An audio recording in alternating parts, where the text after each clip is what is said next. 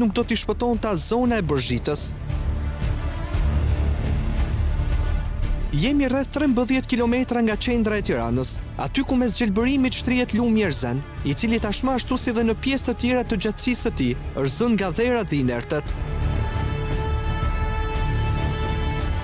Grupujt të inertësh janë kthyer në një mal palishmërie, ku kamionët që vinë dhe ikin shkarkojnë mbetje duke shkatëruar shtratin e lumit, i cili është ngushtuar. Po kush qëndron pas shkatrimit që po i bët lumit Erzen dhe mbushjen e tij me dhera dhe inerte? Terreni në fjalë është në pronësi të Ylli Merjas, mjekut popullor, i cili prej shumë vitesh merret me prodhimin dhe tregtimin e ilaçeve medicinale. Dhe me sa duket, për të mos shpenzuar shumë me transportin, ka gjetur rrugën më të shkurtër, hedhjen e inerteve në lum. E doni këtë pjesë. Si kalon? Ju lidh gjë me Bërzhitën?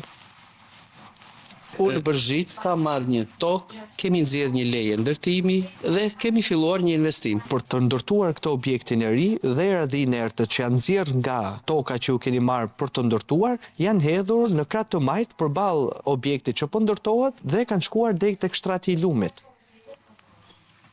Dherat e objektit. Po jo, ato janë çuar në atë destinacionin që është bërë edhe pagesa për këtë gjë. Ku i keni çuar ju dherat që kanë dalë nga aty?